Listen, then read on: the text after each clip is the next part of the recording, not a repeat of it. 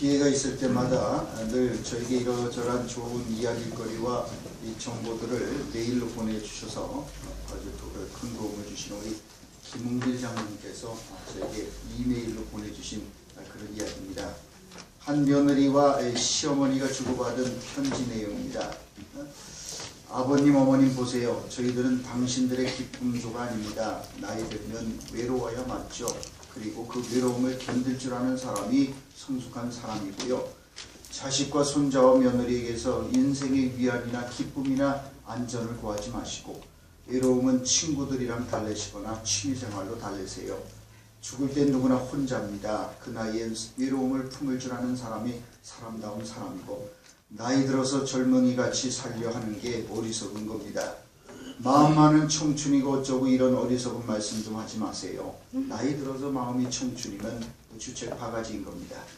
늙으면 말도 조심하고 정신이 쇠퇴해 판단력도 줄어드니 남의 일에 훈수 드는 것도 삼가야 하고 세상이 바뀌었으니 젊은 사람보다 더 많이 대접받아야 한다는 편견도 버리셔야 합니다. 나이 든다는 건 나이라는 권력이 생긴다는 게 아니라 자기 삶이 소멸해 간다는 걸 깨닫고 혼자 조용히 물러나는 법을 배우는 과정임을 알아야 합니다.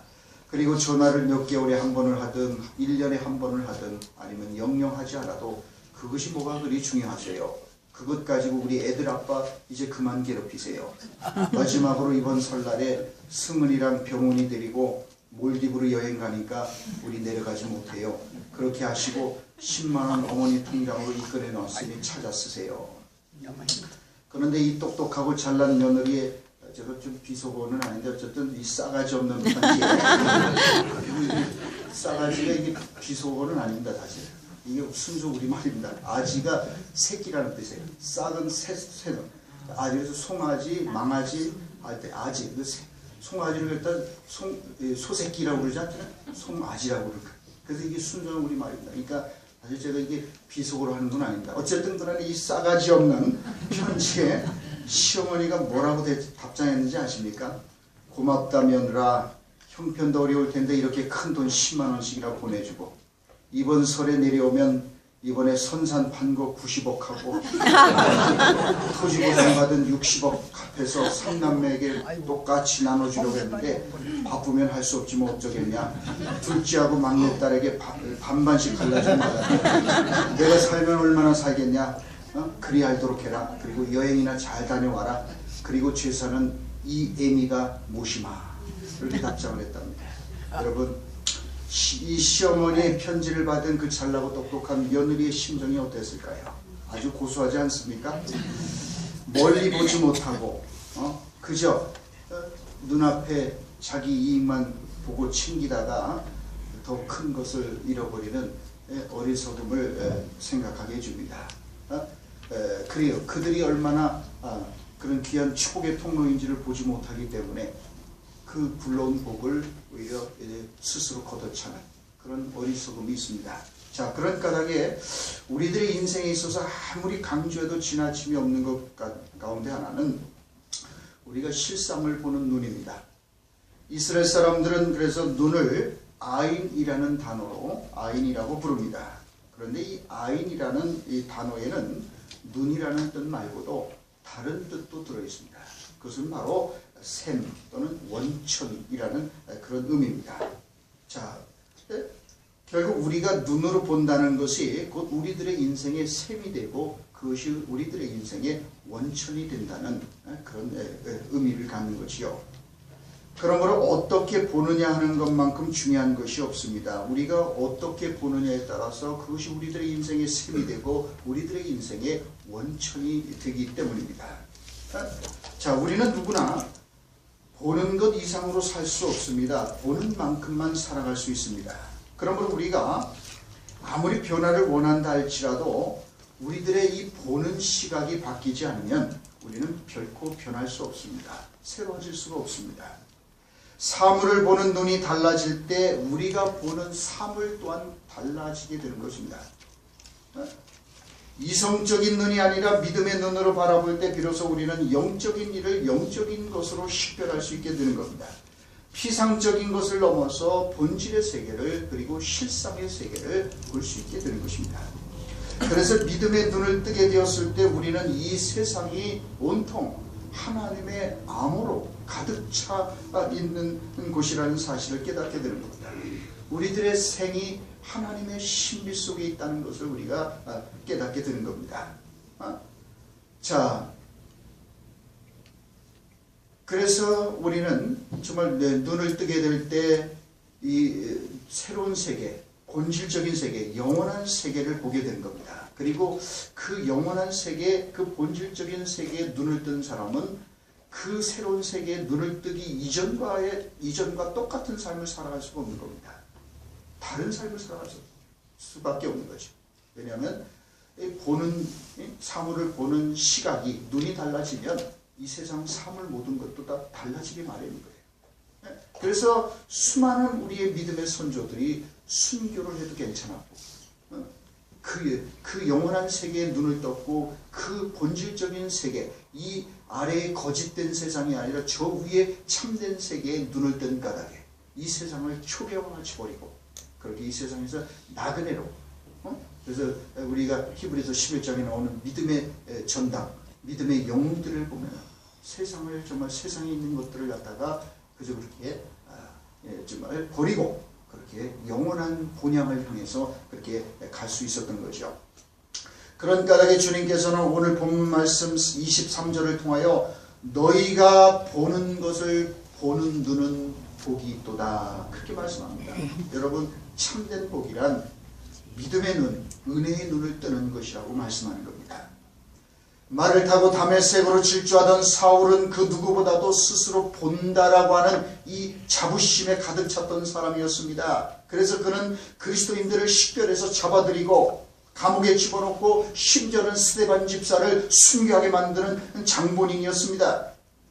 그런 그가 다메섹으로 질주하던 길에서 환한 하늘의 빛 앞에서 그는 말에서 굴러떨어지고 일시적으로 그는 아무것도 보지 못하는 캄캄한 어둠을 경험합니다. 다시 말해서 너무나도 밝은 하늘의 빛에 눈이 부셔서 그 빛 때문에 더 이상 아무것도 볼 수 없게 되었던 것입니다. 그 빛이, 하늘에서 내려온 그 빛이 그로 하여금 정말 눈을 멀게 했던 거지요. 그래서 그것이 거룩한 어둠이 되었던 것입니다. 그리고 그 과정을 통해서 그는 그의 눈을 가리고 있었던 세상의 비늘이 벗겨지고, 그리고 마침내 본질의 세계, 실상의 세계에 그가 눈을 뜹니다. 그리하여 세상 그 어디에 내놓아도 손색이 없는 그의 눈부신 스펙들이 실상을 알고 보니, 영혼의 세계에 눈을 뜨고 보니까 그것이 사실은 뭐예요? 쓰레기고 배설물이라는 것을 그가, 자기가 지금까지 쌓아올렸던, 자아를 강화하기 위해서 그렇게 쌓아올렸던 모든 좋은 스펙들이, 그 모든 배경과 조건과 학벌이, 알고 보니까, 영혼의 세계에 눈을 뜨고 보니까 그것이 바로 배설물이고 쓰레기더미였다는 것을. 그래서 그는 빌립보서 3장에서 고백하듯이, 그래서 그리스도를 아는 가장 고상한 지식으로 인하여 뭐예요? 모든 것을 내가 배설물로, 쓰레기로 여겼다, 버렸다, 그렇게 고백하고 돌아섰던 것입니다. 우리가 하나님을 믿는다는 것은 세상 사람들과는 다른 방식으로, 곧 우리의 눈이 아니라 하나님의 눈으로 사람과 세상과 사물을 보는 것을 의미합니다. 믿음의 눈이 없는 동안에는 봐도 몰랐습니다. 손에 쥐고 있으면서도 보지 못했습니다. 이미 대답 속에 들어와 있으면서도 대답을 찾아 방황하고 있었습니다. 이미 하나님의 인도하심과 돌보심 속에 있었으면서도 그것을 보지 못하는 까닭에 은혜 속에서 살고 있었음에도 불구하고 은혜를 찾아 방황했습니다. 하지만 믿음의 눈을 떠서 실상을 보니 하나님께서 이미 나와 함께하고 계셨습니다. 보이지 않는 하나님의 사랑의 손길이 이미 나를 붙잡고 계셨습니다. 지금까지 보지 못했던 것을 새로운 눈으로 보게 되니 삶이 달라지는 거예요. 힘이 나는 겁니다. 미래가 두렵지 않은 것입니다. 더 나아가서 내가 너무나도 어리석었습니다. 미련했습니다. 눈이 어두워서 미처 보지 못했습니다. 손에 쥐고 있으면서도 그 가치를 몰랐습니다. 이미 대답 속에 하나님의 은총과 능력 안에 들어와 있으면서도 그 사실을 보지 못하니까, 그걸 알지 못하니까 대답이 여기 있나 저기 있나 하면서 방황하고 다녔습니다. 기뻐하고 감사해야 될 때에 오히려 불평하고 원망하면서 살았습니다. 웃어야 할 때 울고 있고 울어야 할 때 오히려 웃었습니다. 거꾸로 살았습니다. 그러나 이제 하나님의 은혜와 사랑을 확실하게 보게 되는 겁니다. 믿음의 시각으로 우리가 눈을 떠서 그것을 보게 됩니다. 그랬을 때 보지 못할 때는 사랑이 아닌 것만 같았습니다. 하나님이 너무나도 야속하게만 느껴졌어요. 우리가 정말 눈을 뜨지 못했을 때는 세상에 하나님 왜 이렇게 나한테는 야속하게 하시나, 왜 나한테 이런 시련을 주시나, 왜 이런 험한 꼴을 내가 겪어야 되는가, 왜 하필이면 이런 일이 나와 우리 가족에게 일어나야 되는가.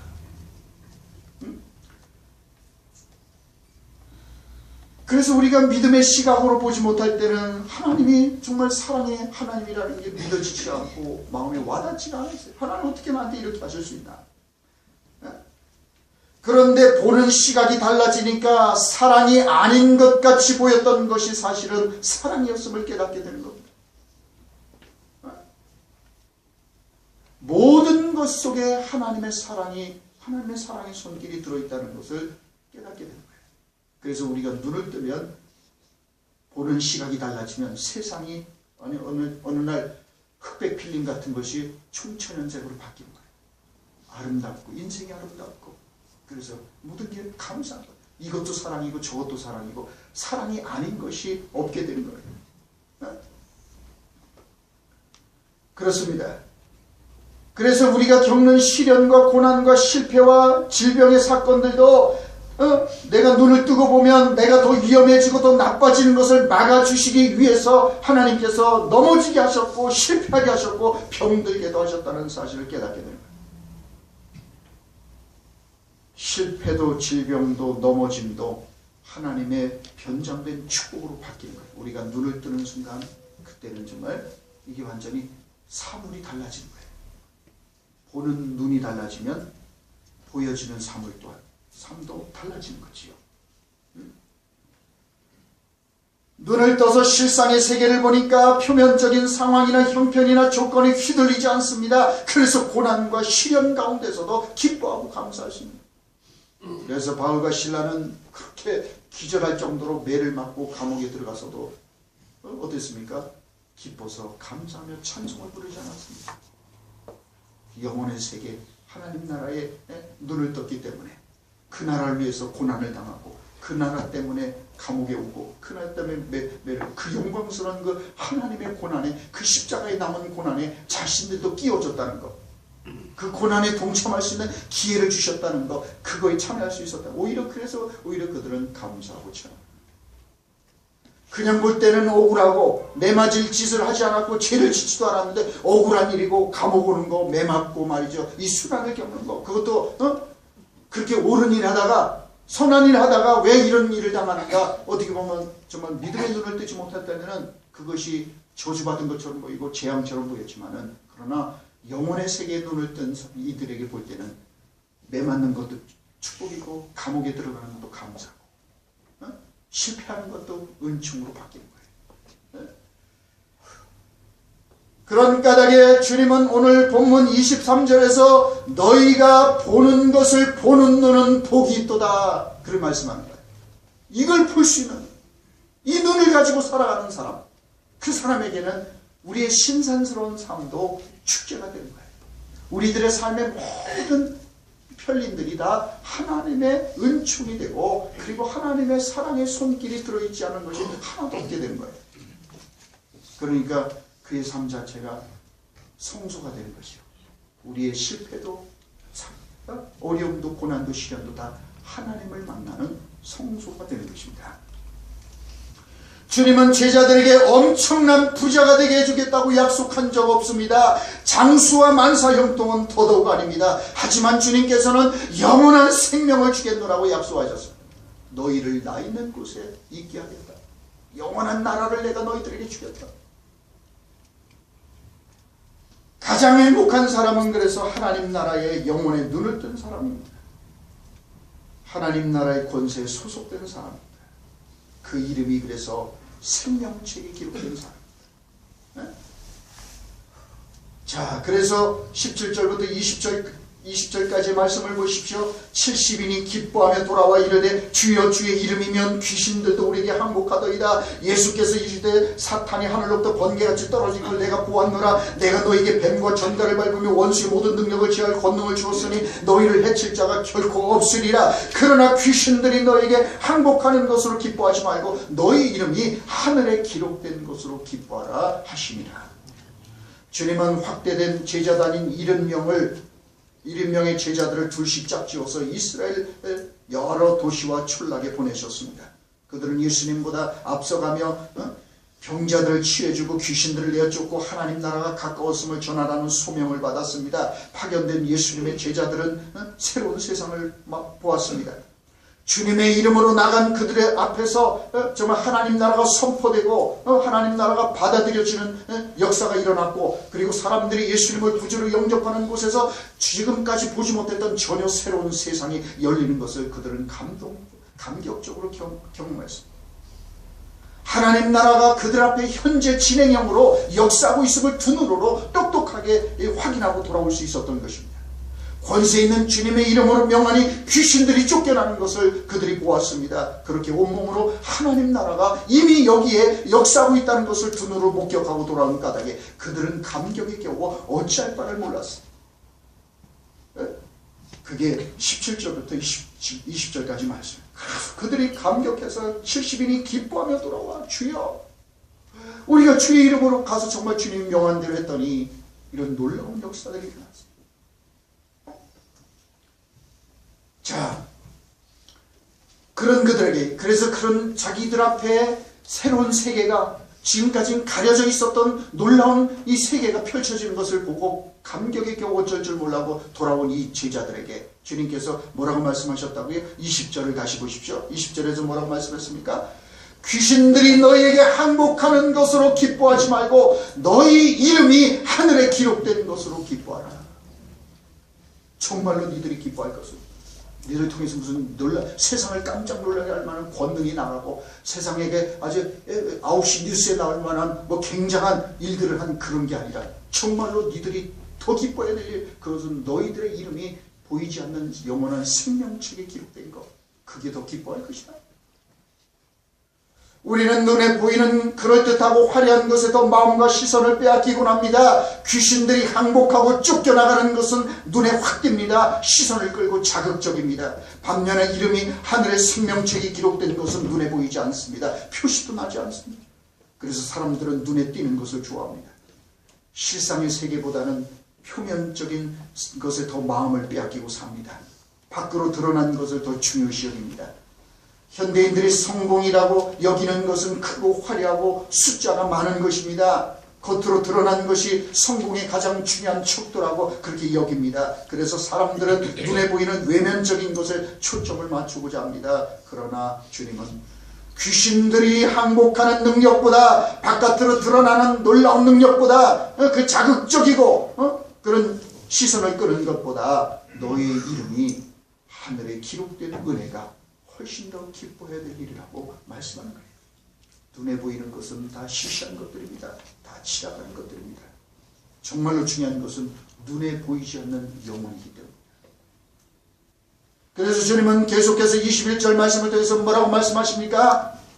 그때 예수께서 성령으로 기뻐하시며 이르시되 천지의 주제이신 아버지여 이것을 지혜롭고 슬기 있는 자들에게는 숨기시고 어린아이들에게 나타내심을 감사하나이다. 옳소이다. 이렇게 된 것이 아버지의 뜻이니이다.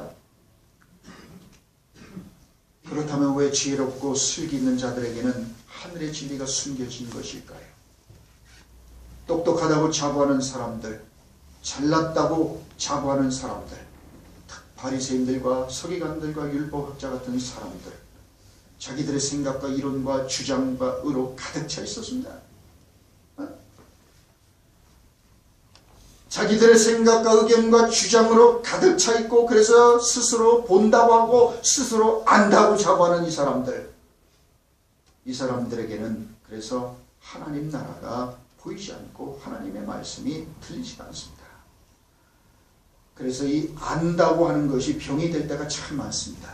우리가 알고 있는 것이 사실은 우리가 반드시 알아야만 하는 것을 알지 못하도록 방해하는 가장 큰 걸림돌이 될 때가 많습니다. 그래서 잘난 바리새인들은 자신들이 알고 있는 그 알량한 지식 때문에 더 중요하고 궁극적이고 본질적인 그 지식을, 그것을 알 기회를 스스로 버렸습니다. 알려고도 하지 않았습니다. 이처럼 우리는 무언가를 좀 안다는 것 때문에 새로운 것을 받아들이지 못하는 경향이 있습니다. 우리가 좀 뭘 안다고 하는 것 때문에 그거 내가 다 아는 거야. 그렇기 때문에 우리는 들어볼 생각을 안 합니다. 그래서 우리는 중요한 것을 놓칠 때가 많아요. 그리고 우리가 아는 지식과 경험을 절대화하는 실수를 범합니다. 내가 아는 것, 내가 경험한 것, 내가 보고 들은 것이 전부라고, 그것 외에 더 새로운 것은 없다라는 이런 우리가 절대화하는 실수를 범합니다. 그래서 이미 알 것을 다 안다는 것이 이렇게 문제가 되는 겁니다. 왜 그 당시 엘리트들이었던 바리새인과 서기관들과 율법학자들과 제사장들이 극렬하게 예수님을 붙들어 배척하고 마침내 십자가에 못 박았던 것일까요? 만일 예수님께서 그들이 기대했던 대로, 그들의 논리대로 군주적 메시아로 오셔서 로마의 압제로부터 이스라엘을 해방시켜주고 그리고 한순간에 세상을 뒤집어 놓는 그런 엄청난 능력을 행사하시면서 그렇게 사역을 하셨다면 분명히 그들은 예수 그리스도를 떠받들고 그 예수 그리스도를 왕으로 모시고 그렇게 따랐을 겁니다. 숭배했을 겁니다. 예수님께서 오병이어로 5,000명을 먹이셨을 때 군중들이 보이는 반응이 그랬잖아요. 이분은 우리가 왕으로 세우자. 그럼 우리가 뭐 배불리 먹고 말이야. 우리가 마음대로 우리가 원하는 것을 손에 넣을 수 있는 게 아니야. 그래서 예수님께서 오히려 그들을 피하셔서 한적한 곳으로 오히려 그렇게 가셨단 말이죠. 만왕의 왕이신 주님께서는 겸손하게 낮아지셔서 제자들의 발을 닦아주시고 창기와 세리와 죄인 같은 사람들, 사마리아 사람들과 같이 엘리트들이 혐오하는 이들과 어울리시고 그들을 사랑하십니다. 정말 이런 모습, 이런 메시아의 모습을 이스라엘의 엘리트들은 결코 받아들일 수가 없는 거예요. 자신들이 꿈꾸고 기대하고 기다렸던 메시아는 세상을 뒤집어 엎는 거예요. 그래서 모든 열방이 시온으로 다 조공을 바치며 와서 무릎 꿇고 경배해요. 로마의 압제로부터 자기를 해방시키는 정치적이고 경제적인 메시아, 군주적인 메시아, 엄청난 파워를 가진 그런 메시아가 오셔서 이처럼 세상을 완전히 확 뒤집어 놓는 그런 분을 기대했어요. 그게 그들이 가지고 있었던 논리였어요. 그런데 그들이 가지고 있었던 기준이나 기대치와는 전혀 예수님은 사실은 부응하지 못한 분이었어요. 그렇기 때문에 예수 그리스도를 거부하고 예수 그리스도를 십자가에 못을 박았어요. 자, 그렇습니다. 예수님께서는 베들레헴 말구에 오셨습니다. 육신을 입고 오셨습니다. 그리고 유월절 어린 양의 대속제물이 되셔서 십자가에 달리셨습니다. 그래서 유대인들은 그런 초라하고 힘없어 보이는 분이 결코 메시아일 수 없다라고 단정했던 겁니다. 십자가에 달리셔서 우리들을 위하여 대신 죽어주실 수 있는 분만이 다시 사실 수 있는, 그래서 죽음이 우리들의 인생의 마지막 말이 아니라는 것을 확증해 보여주실 수 있는 그런 영원한 주님이라는 사실을 몰랐습니다. 인간적인 눈으로만 보았기 때문에 그들은 예수님께 오히려 걸려 넘어졌어요. 그들은 자신들의 눈으로 보고 싶은 대로 봤습니다. 그래서 그들의 눈에는 참된 메시아가 보이지 않았던 거예요. 그저 갈릴리 나사렛 출신의 형편없는 떠돌이 설교자 외에는 안 보였던 거예요. 그래서 그 예수 그리스도 속에 있는 예수 그리스도와 함께 이 땅에 들어온 하나님 나라를 그들의 눈에는 그게 가려져 있어요. 그래서 주님께서는 오늘 본문에서 이것을 지혜롭고 슬기 있는 자들에게는 숨기시고 어린아이들에게는 나타내심을 감사하나이다. 그렇게 말씀합니다. 지혜롭고 슬기롭다는 사람들, 그 사람들에게는 오히려 그래서 이게 숨겨진 거예요. 여러분, 내가 가진 지식의 새로운 지식을 받아들이기 위해서는 나의 지식을 부정할 수 있는 용기와 유연성을 가지고 있어야 합니다. 그래야 발전과 성숙이 있을 수 있는 겁니다. 새로운 지식을 받아들이지 못하면 새로운 세계를 찾을 수가 없습니다. 이미 충분히 지혜롭고 슬기롭다고 생각하는 이들에게는 수용성이 없습니다. 받아들일 수 있는 능력이 없습니다. 자신들의 것에 고착되어 갇혀있는 까닭에 새로운 세계로 나갈 수가 없는 거예요. 그래서 예수님께서 베드로에게 깊은 데로 가서 그물을 던져라, 그렇게 말씀하잖아요. 누가복음 5장에 있어. 그때 베드로가 뭐라고 그랬어요? 솔직히 말해서 지금까지 제가 이 갈릴리 바다에서 잔뼈가 굳은 사람인데, 그리고 우리 조상 수십 대 조상부터 갈릴리 바다에서는 항상 얕은 곳에서만 고기를 잡아먹고 살았어요. 이게 수천 년 동안, 수만 년 동안 계속된, 이게 하나 우리의 전통입니다. 깊은 데는 고기가 살지 않습니다. 무슨 소리 합니까? 이 고기잡이에 대해서는 솔직히 말해서 저보다 더 많이 아는 사람은 없습니다. 우리는 조상 대대로 일해왔는데, 이 베드로의 자신이 가지고 있는 전통, 자신이 가지고 있는 지식, 자신이 가지고 있는 이 경험, 이 것과 예수님의 말씀과 정면으로 충돌하는 지점이었어요. 근데 예수님은 뜬금없이 물고기 잡이도 해보지 않은 분이 깊은 데로 가서 얘야 그물을 던져 고기를 잡아라. 아무도 깊은 데로 가서 그물을 던져 고기를 잡아본 적이 없어요. 아무도. 거기는 가보지 않은 길이에요. 그런데 베드로가 위대한 것은 어떻게 했어요? 우리가 밤새도록 고기를 잡아야 해서 한 마리도 못 잡았지만은 말씀에 의지하여 그물을 내리리라. 그 말씀에 의지해서. 그래서 그 자신의 전통, 경험, 수십 대 조상부터로 내려오는 고기잡이는 모든 지식을 내려놓고 그 예수님의 말씀에 의지해서 제가 깊은 데로 가서 그물을 던지리라. 그 말씀을 받아들였을 때 없었던 길이 생겨나는 거예요. 그래서 베드로가 눈이 떠지고, 그래서 뭡니까? 깊은 데로 갔더니 지금까지 없었던 새로운 길이 생겨나는 거예요. 그래서 거기서 이 살아계신 그 주를 만나잖아요. 그래서 베드로의 눈이 열려서 주님 앞에 누르고 고기를 많이 잡고 뭐 이게 관심사가 아니에요. 그 순간 그 장면을 우리가 너무나도 잘 알잖아요. 두려워 떨면서 주님 앞에 무릎 꿇고 말이에요. 벌벌 떨면서 주님, 저는 죄인이로소이다. 저를 떠나소서. 그 주님을 감당할 수 없는 거예요. 솔직히 말해서 베드로 입장에서, 어부 입장에서는 그 순간처럼 좋은 순간이 어디 있어요? 배가 가라앉을 정도로 고기를 많이 잡았는데. 그러니까 인간적으로 봐요. 이게 믿음의 눈을 뜨지 못했다면, 아이고 예수님 세상에 저하고 동업합시다. 그런데 이렇게 어디 지정만 하십시오. 그러면 7대3으로 나눕시다. 예수님이 7하고 제가 3할 테니까 말씀만. 그럼 우리는 거기다 던지면은 실컷 잡잖아요. 그러니까 어떻게 보면 베드로의 인생에 있어서 가장 예수님을 자기 곁에 잡아두고 싶었던 그 순간에 베드로는 오히려 어떻게 했습니까? 주여 저를 떠나소서. 제가 죄인입니다. 벌벌 떨면서 그랬다. 왜? 그에게 영의 눈이 열렸기 때문에 그래요. 하나님의 새로운 세계를 그가 봤기 때문에 그래요. 그래서 배에서 올라온 뒤에는 배와 그물을 버리고 예수를 따르는 제자 베드로가 모든 것을, 그 눈이 떠졌을 때는 이전과 같이는 살 수가 없는 거예요. 이전과 같이. 그래서 그는 모든 걸 버리고, 그래서 누가복음 5장은 이처럼 다 배와 그물을 버렸다는 거예요. 그리고 예수님을 따라서 베드로가 새로운 길을 갔다고 말씀하지요. 여러분 그렇습니다. 본다고 하니까 문제입니다. 안다고 하니까 문제인 겁니다.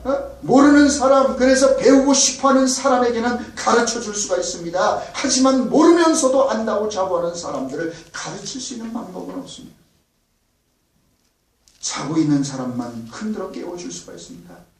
자지 않지만은 자는 척만 하고 있는 사람을 깨울 방법은 없어요. 왜? 그 사람은 안 자니까 사실. 자는 척만 하는 거니까.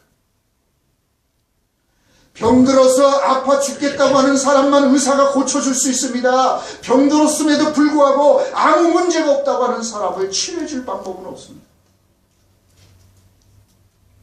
본다고 하는 사람을 보게 해줄 수 있는 방법은 없습니다. 보지 못한다고, 그래서 제발 좀 보게 해달라고 부르짖는 사람만 보게 해줄 수 있는 겁니다. 그러니 청맹관이 같은 이 바리새인들이야말로 저주받은 사람들이 아닐 수 없는 겁니다. 하나님도 그들을 도와줄 방법이 없습니다. 보지도 못하면서 가장 잘 본다고 주장하는 사람들이 됩니다. 그래서 그들에게는 하나님 나라가 숨겨지고 마는 것이라고 주님 말씀합니다. 그래서 알지도 못하면서 안다고 자부하는 지혜롭고 슬기로운 사람들, 보지도 못하면서 본다고 자부하는 이 사람들에게 그들이 가진 지식과 배경과 조건이 오히려 그것이 심판이 되고 재앙이 되는 겁니다. 그래서 주님은 22절에서 뭐라고 말씀하십니까? 22절을 보십시오. 내 아버지께서 모든 것을 내게 주셨으니 아버지 외에는 아들이 누구인지 아는 자가 별 없고 아들과 또 아들의 소원대로 계시를 받는 자 외에는 아버지가 누구인지 아는 자가 없나이다 하시고, 계시를 받는 자 외에는 아버지가 누구인지 아는 자가 없다고 말씀합니다. 여기서 우리가 배우게 되는 중요한 교훈은 주님의 계시의 말씀을 계시의 말씀으로 받는 마음과 자세가 중요하다는 것입니다. 아들의 소원대로 계시를 받는 자 외에는 아버지를 아는 자가 없느니라. 주님 말씀합니다. 아들의 소원대로 받아야 합니다. 주님은 그의 선택된 자녀들에게 계시의 말씀을 주시고자 하십니다. 내가 곧 길이고 진리고 생명이라고, 나로 말미암지 않고는 아버지께로 올 자가 없느니라고. 그리고 주님께서는 내가 곧 생명의 떡이다. 나를 먹는 자는 죽어도 살겠다. 나를 믿는 자는 죽어도 살겠고 살아서 믿는 자는 영원히 죽지 않을 것이다. 예? 그리고 내가 바로 생명의 떡이다. 나를 먹어라. 그렇게 주님께서 말씀하셨어요. 예? 주님은 자신의 생명을 기꺼이 십자가에서 하나님의 사랑의 계시로 우리에게 내어주셨습니다. 문제는 받는 우리에게 있습니다. 직접 보여주시고 손에 쥐어주어도 마음이 강박하여 받지 않는 사람에게는 소용이 없습니다. 하나님의 계시의 말씀을 계시의 말씀으로 받을 줄 아는 것이 축복입니다. 십자가의 사건을 나를 위한 사건으로 우리 하나님께서 정말 자신을 내어주셨는데 그걸 나를 위한 사건으로 받을 수 있는 게 축복이에요. 나를 위한 것을.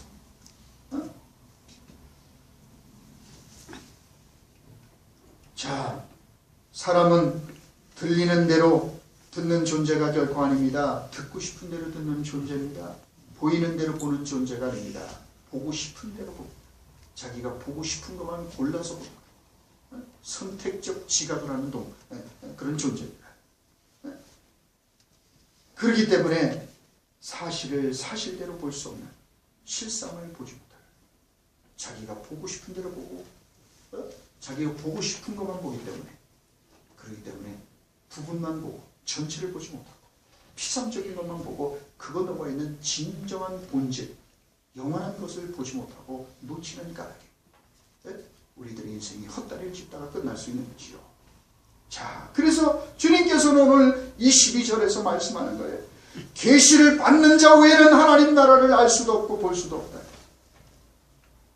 계시를 받을 수 있는 것, 주님의 말씀을 주님의 말씀으로 받아들일 수 있는 그것이 바로 복 있는 자, 축복이라고 말씀하는 거예요. 자, 23절, 그래서 결국 주님께서 뭐라고 말씀합니까? 제자들을 돌아보시며 조용히 이르시되 너희가 보는 것을 보는 눈은 복이 있도다. 주님은 이 말씀을 통하여 정말로 행복한 사람이 어떤 사람인지를 일깨워줍니다. 어떤 사람이 정말로 행복한 사람입니까?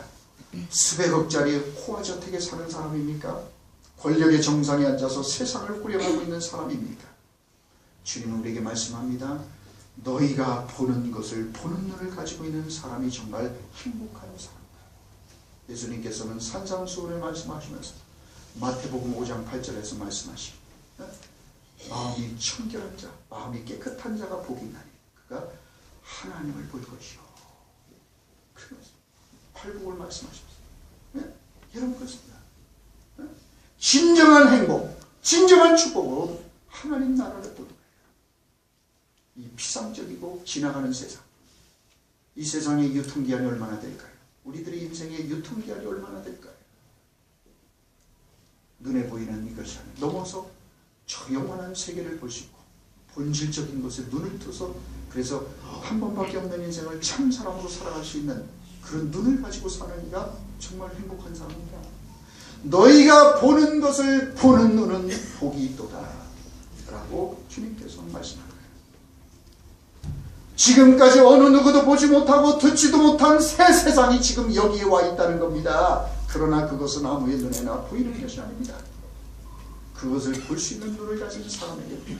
그래서 주님께서는 24절에서 뭐라고 말씀합니까? 내가 너희에게 말하니 많은 선지자와 임금이 너희가 보는 바를 보고자 하였으되 보지 못하였으며 너희가 듣는 바를 듣고자 하였으되 듣지 못하였느니라. 수많은 선지자들, 임금들도 보려고 했지만 보지 못했고 듣고자 했었죠. 그러나 너희들은 바로 예수 그리스도께서 걸어다니시는 하나님 나라이신 그분께서 이 땅에 오셨고 그분을 너희들은 볼 수 있다. 신앙생활은 무엇보다도 인생의 초점을 바로잡는 작업인 것입니다. 잊어버린 하나님의 관점을 회복하는 겁니다. 우리들의 인생의 초점이 제대로 맞으면 우리들의 눈을 가렸던 비늘이 떨어지면서 이 표면적인 세상의 이면에 이 정말 무서운 위험이 도사리고 있고 그것이 우리들의 삶의 궁극적인 목표가 될 수 없다는 사실을 분명하게 볼 수 있게 되는 겁니다. 죄 아무리 우리가 육신을 아름답게 꾸며도 그것이 영원한 세계와는 아무 상관이 없다는 점을 깨닫게 되는 겁니다. 그래서 우리가 정말 이 눈을 뜨게 될 때, 이 실상의 세계를 보는 눈이 열리게 될 때 우리는 근시안적인 시각에 사로잡혀서 잠시 있다가 사라져갈 것들에게 목을 메고 살아가는 게 아니라 영혼의 관점에서 곧 하나님의 관점을 가지고 사물과 인생을 바라보며 살아갈 수 있게 되는 것입니다. 욕망의 지배로부터 출애굽해서 새로운 길을 걸어갈 수 있게 되는 것입니다. 인생의 초점을 바로잡는 절기인 사순절을 보내고 있는 우리 모두에게 무엇보다도 어두웠던 눈이 밝아지는 은총이 있기를 바랍니다. 참 진리의 눈을 뜨는 사순절이 되시기를 주님의 이름으로 축원합니다. 하나님 고맙습니다.